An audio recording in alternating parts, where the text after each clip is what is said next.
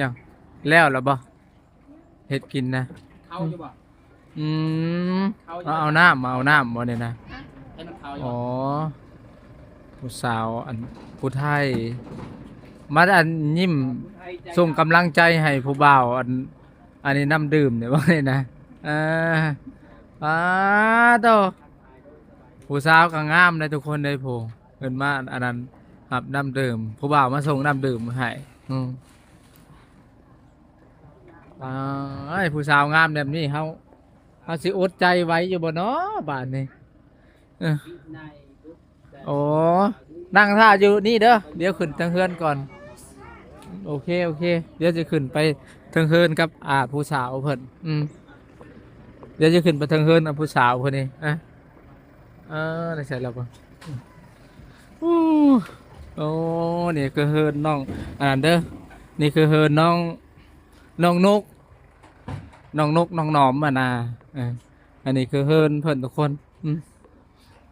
แสดงว่าทางนี้นะมีเซใกล้เซนะทุกคนเนี่ยมีฮอตมองนะอันนี้คือจะเป็นเท่าพ่อเพิ่นไปกลางมองนะทุกคนโอ้คือกลางมองก็คือสิได้อยู่ปลาเซนะอะไรไปทางไหนเนี่ยนะออกไปคุ้นบ่ออกทางนี้บ่เข้าทางนี้บ่เอ้าได้ว่าสิลงมานี่เลยบ่ได้แม่นบ่ล่วงมานี่เลยบ่ได้อันนี้คือแม่บ้านแม่เฮือนแท้แท้จริงของแท้1,000,000%เฮ็ดอยู่พอกิน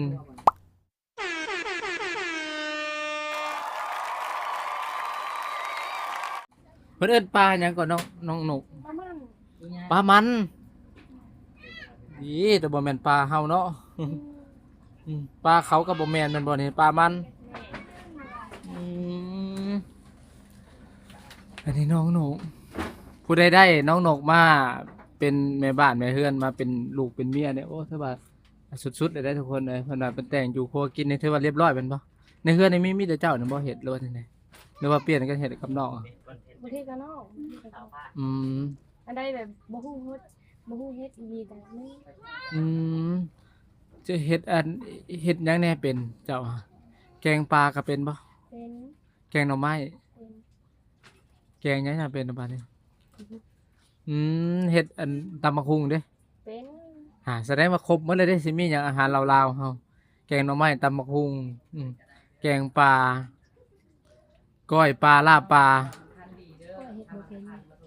บ่เป็นลาบปลาแล้วบ่เป็นหลักการก้อยปลาแล้วบ่เป็นอันนั้นมันเป็นเรื่องของสุภาพบุรุษหรือว่าสุภาพท่านชายคือมือตึดแท้นี่จังวะสามาเฮ็ดอยู่เฮ็ดกินจังวะน้องอันนี้น้องน้องนกเนาะน้องนกคนสวยไปสิซะเปิดบ่ได้เปิดไปเลยแหละบ่ลมพัดเข้ามามันกลับยากเลยบ่น้องเอาบ่วงหันกลับบ่คิดอยากมีแฟนเนี่ยบ่รู้ว่าจังได๋คิดอยู่ว้าวแท้นะบ่มีคนมาล้มอะหรือบ่หรือว่าเฮางามเกินไปบ่รู้จังได๋คิดว่าเกินยังเลือกหรือว่าเจ้ายังเลือกแบบเข้ามาแบบโอ้บักอันนี้หน้าตาบ่หล่อเว้ยแล้วบ่มักบ่รู้จังได๋เนาะข่อยยันเจ้าหาเลือกเขาหลายโพดบ่ได้เลือกอันสเปคนะสเปคของน้องนะมักคนแบบใด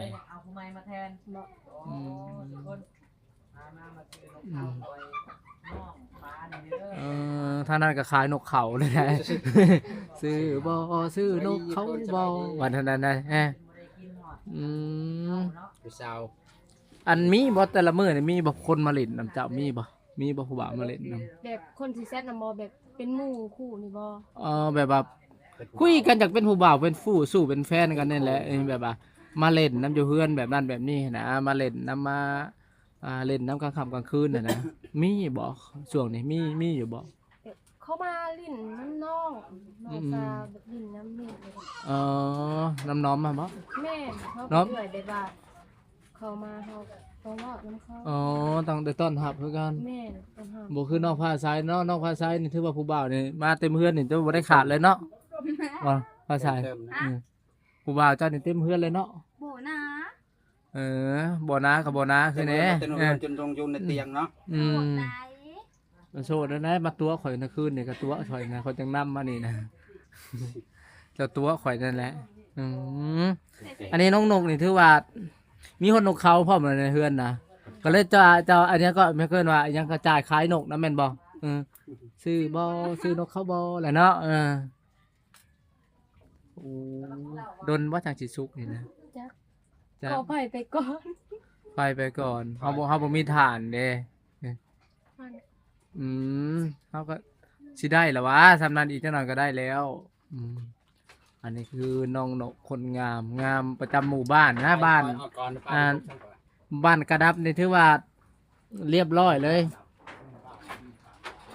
บ้านซื้อนี่ซื้อบ้านกระดับ แต่เป็นคนชนเผ่าผู้ไทย แปลกอยู่ฟังเสียงคอยว่าเป็นคนลาวเทิงฟังสื่อบ้านว่าข่าวมาว่าเป็นคนผู้ไทยเอ้าไปว่าก็ว่าผู้ไทย คิดว่ากาดับกระดิบนี่เป็นต้องเป็นแบบภาษาชนเผ่าเนาะค่อยคิดว่า มันก็คืออยุ่แต่ว่าเห็นแต่ผู้ไทยมาเลยจ้ะ ผู้ไทยบางทีก็แบบคนผู้ไทยบ่แบบเอาคนเราวเทิงเนี่ย อืม เราวเทิงเขาก็มาอยู่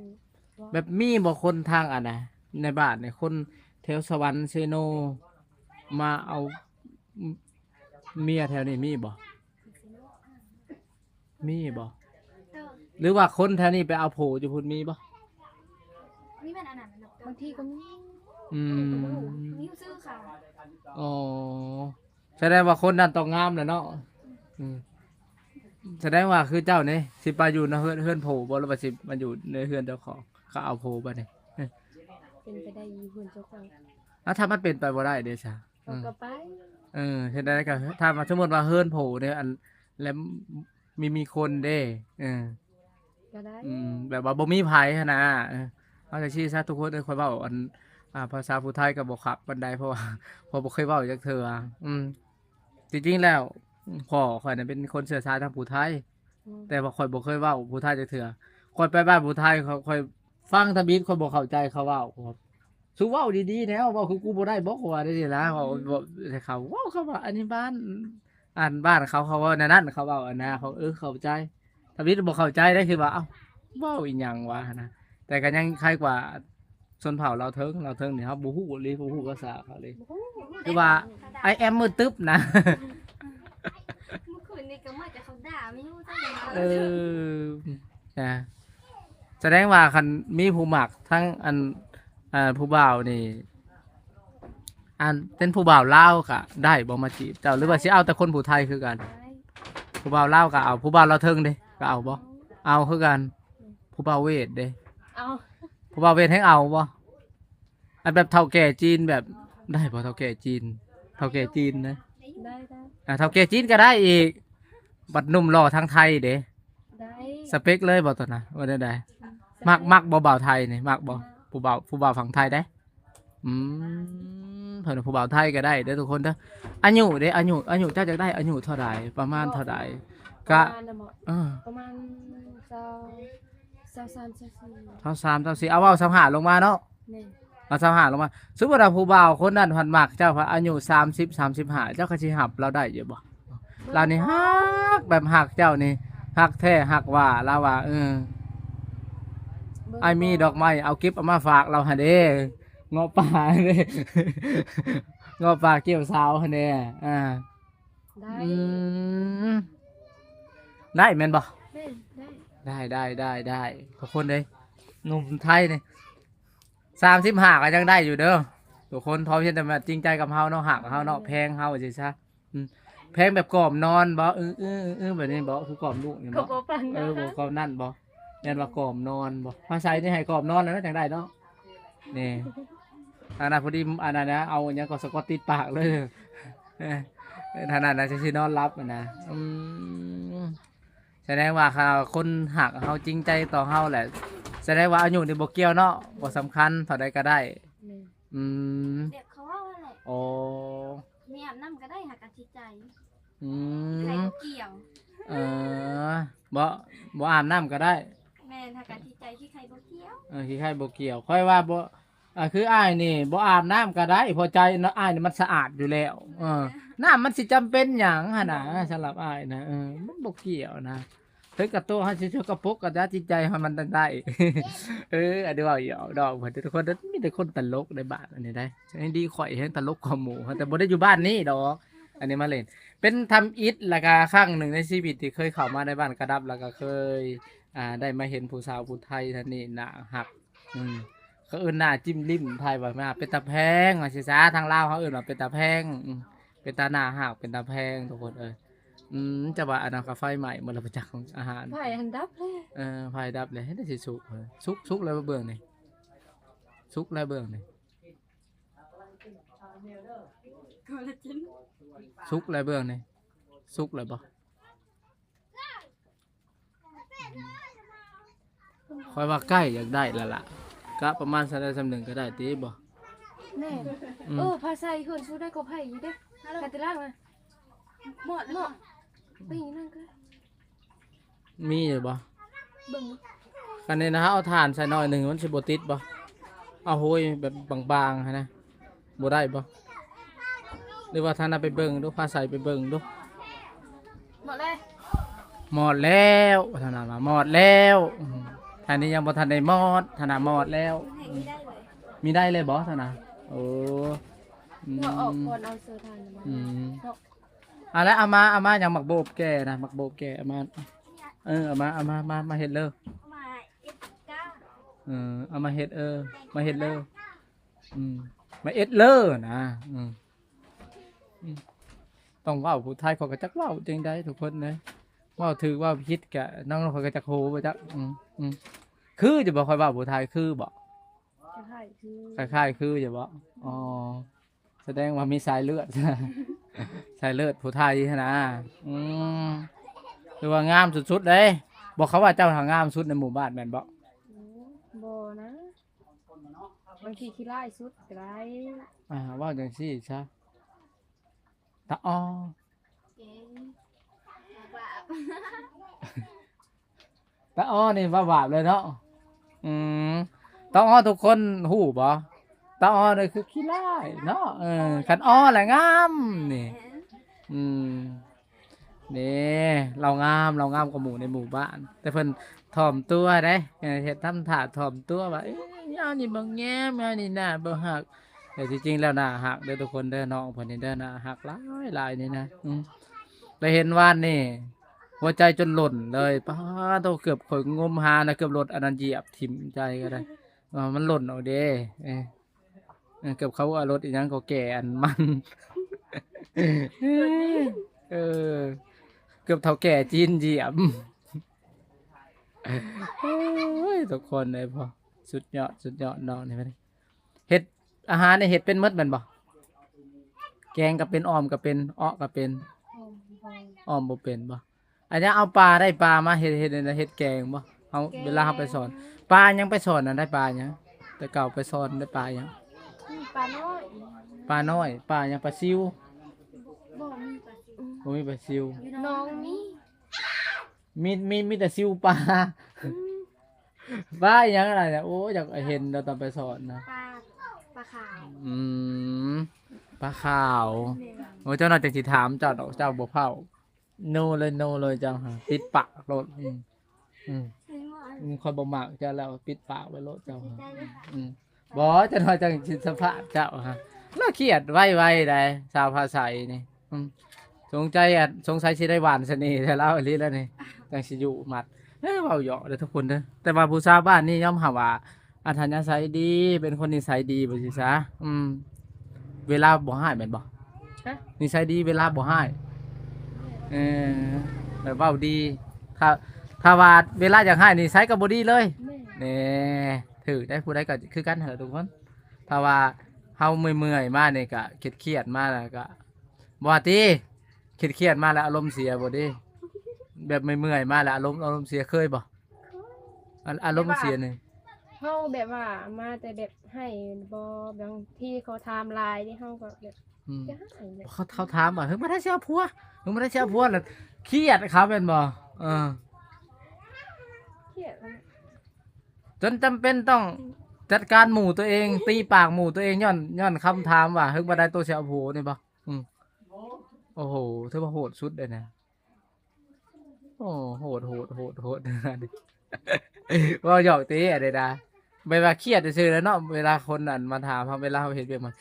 ไปเฮ็ดเวียกนี่เมื่อยบ่ไปไกลบ่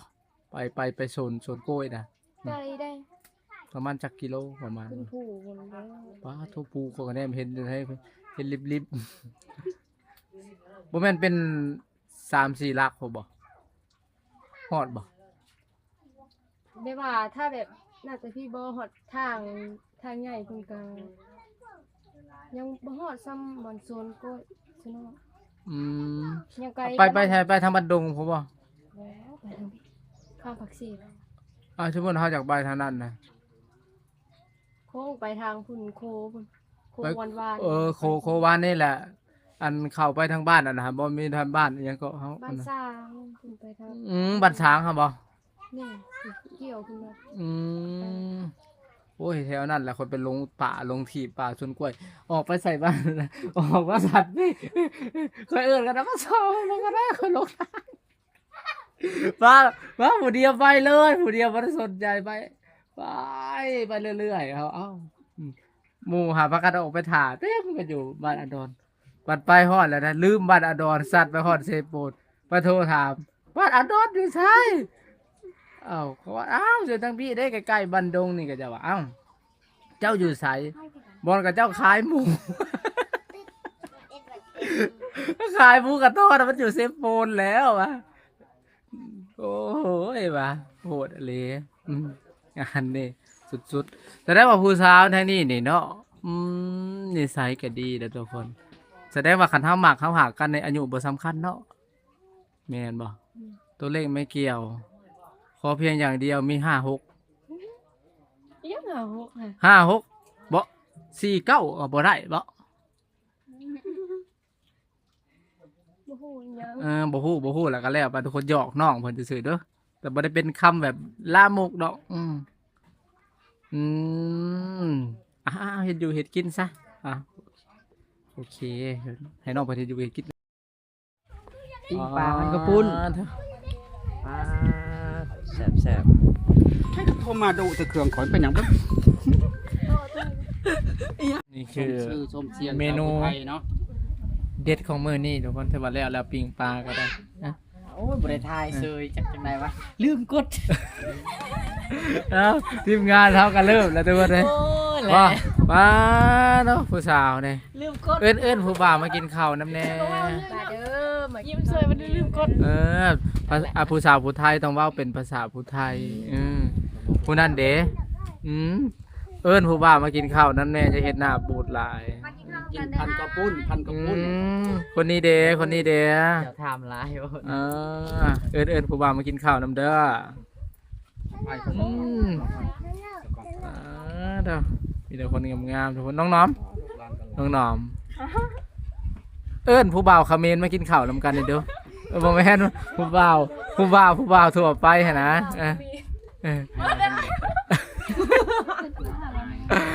ผู้บ่าวฝั่งไทยเอิ้นผู้บ่าวฝั่งไทยผู้บ่าวฝั่งลาวอ้ายมากินผู้บ่าวเพิ่นกินข้าวนำกันเด้อผู้บ่าวเสีย